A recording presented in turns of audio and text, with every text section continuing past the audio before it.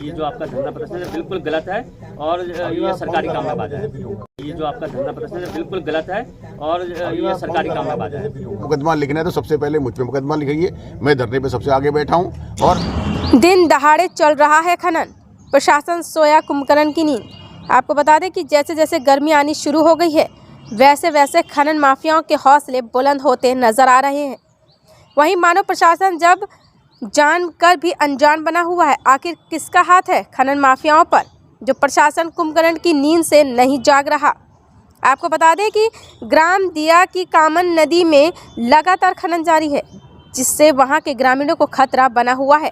उसी को लेकर वहां के ग्रामीण जब धरने पर बैठ गए तो मौके पर पहुंचे खटीमा एसडीएम रविंद्र बिष्ट, जहां ग्रामीणों ने उपजिलाधिकारी के माध्यम से मुख्यमंत्री को खनन बंद कराने के लिए एक ज्ञापन सौंपा। वहीं ग्रामीणों को ही उल्टा धमकाते हुए नजर आए खटीमा उपजिलाधिकारी रविंद्र सिंह बिष्ट। वहीं उपजिलाधिकारी ने ग्रामीणों से कहा कि तुम्हारा ये ज्ञापन गलत है, जो सरकार के काम में बाधा डाल रहा है। जो आप वीडियो में सुन सकते हैं कि खटीमा उपजिलाधिकारी क्या बोल रहे हैं।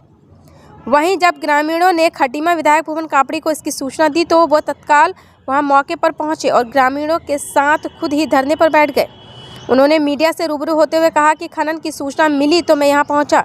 खनन से यहां का भूमि कटाव बढ़ेगा और सिल्ट के नाम पर यहां जेसीबी से आरबीएम निकाला जा रहा है। उन्होंने कहा कि शासन प्रशासन की आंखों पर पट्टी बंधी हुई है। यह खनन माफियाओं की सरकार है, प्रशासन खुद पार्टी बना हुआ है।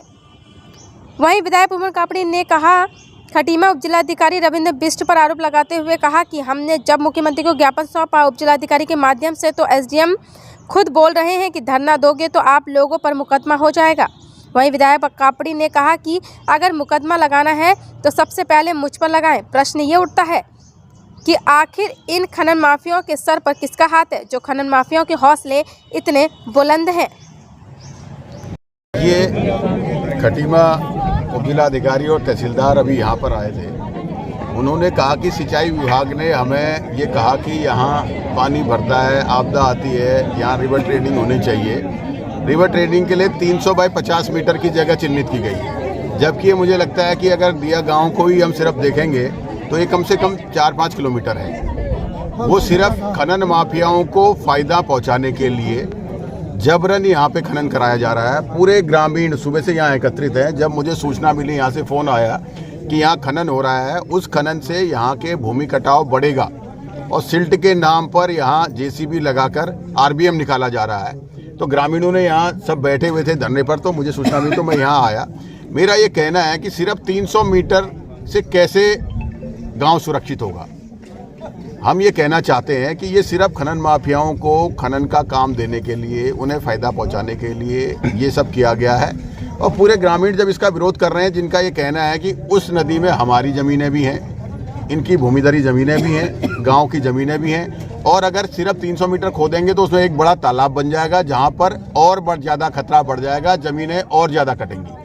ग्रामीणों ने कहा कि अगर आप गांव की सुरक्षा चाह रहे हैं तो वो आरबीएम निकालने की जगह उसे जहां कटान होता है उस साइड लगा दिया जाए, उससे पिचिंग करी जाए। हमारे गांव में जब नदी है उसका नुकसान गांव झेलता है तो उसी से पिचिंग किया जाए। लेकिन शासन प्रशासन की आंखों में पट्टी बच गई है। ये खनन माफियाओं की सरकार है। जैसे पूरे जिले के चारों जिलों के जो खनन हमारे प्रदेश का रोजगार था उसे बाहर की कंपनी को दे दिया, ऐसे इस गाँव में 2-3 जगहों पर जहां से ये खनन माफियाओं को फ़ायदा पहुंचा सकते हैं तो वहां ये रिवर ट्रेडिंग के नाम पे खनन करवा रहे हैं और प्रशासन खुद पार्टी बन रहा है। पहले भी एक बार रिवर ट्रेडिंग की बात हुई थी, ग्रामीणों ने विरोध किया था तो उसको निरस्त कर दिया। अगर कोई भी काम ग्रामीणों के हित में हो रहा है और ग्रामीण कह रहे हैं इससे हमारा हित नहीं होगा, अहित होगा, तो फिर सरकार क्यों इतनी प्रेस्टीज लगा रही है कि खनन होगा ही होगा? ये क्यों नाक का सवाल बना रही है, जब ग्रामीणों का कहना है कि अगर ये खनन होगा तो इससे हमारी ज़मीनें और कटेंगी और हम इसका विरोध करते हैं। तो सरकार जब ग्रामीणों के हित में कर रही है तो फिर सरकार को जो है इसको कैंसिल करना चाहिए।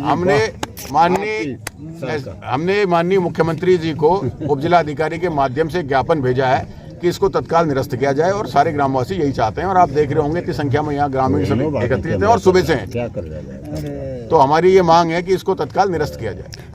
देखिए एसडीएम साहब तो अब स्पष्ट पता चल रहा है, पहले तहसीलदार जो है धमकी दे रहे थे, फिर एसडीएम ने तो सीधे सीधे धमकी दे दी कि हम मुकदमे लिखेंगे या आप विरोध नहीं कर सकते हो, आप कोर्ट जाओ अगर आपको गलत लग रहा है। तो मैं कह रहा हूं कि क्या इस हिंदुस्तान के लोकतंत्र में गलत के खिलाफ धरना प्रदर्शन करना असंवैधानिक हो गया है, अवैधानिक हो गया है? क्या खनन माफियाओं के लिए सरकार पूरी एकजुट होकर पूरी ताकत लगा रही है? ऐसी स्थितियां क्यों पैदा हो रही हैं? हमारा ये कहना है कि अगर उन्हें पीएससी को बुलाना है तो आप पीएससी बुलाइए, अगर मुकदमा लिखना है तो सबसे पहले मुझ पे मुकदमा लिखिए। मैं धरने पे सबसे आगे बैठा हूं और मैं यहाँ ग्रामीणों के साथ हूं। जब तक ये निरस्त नहीं होता हम इसको चलाते रहेंगे, क्योंकि इससे अभी बीच में खनन माफियाओं की ट्राली से एक बच्चे की मौत भी हो गई, एक्सीडेंट भी हो गया। अगर कोई किसान अपने खेत से मिट्टी अपनी फाउंडेशन में डाल रहे हैं तो उसे तो एसडीएम तहसीलदार जाके चालान कर रहे हैं और यहाँ जो है खनन माफियाओं के संरक्षण के लिए आ रहे हैं। तो इसलिए हमारा ये कहना है कि इसको निरस्त किया जाना चाहिए। प्रदर्शन के लिए ये एसडीएम साहब शायद भूल गए हैं कि धरना प्रदर्शन करना हमारा अधिकार है और परमिशन लेना देना ये तो खाली औपचारिकताएं हैं। हम हिंदुस्तान के लोग हैं और हिंदुस्तान के संविधान को जानते हैं। बाबा साहब ने हमें अधिकार दिया है। बाबा साहब ने हमें अधिकार दिया है, अगर कुछ गलत हो रहा है तो उसके खिलाफ हम धरना प्रदर्शन करेंगे और वो हम कर रहे हैं। एसडीएम साहब को जो कार्रवाई करनी हो वो कर सकते हैं, उसके लिए स्वतंत्र है।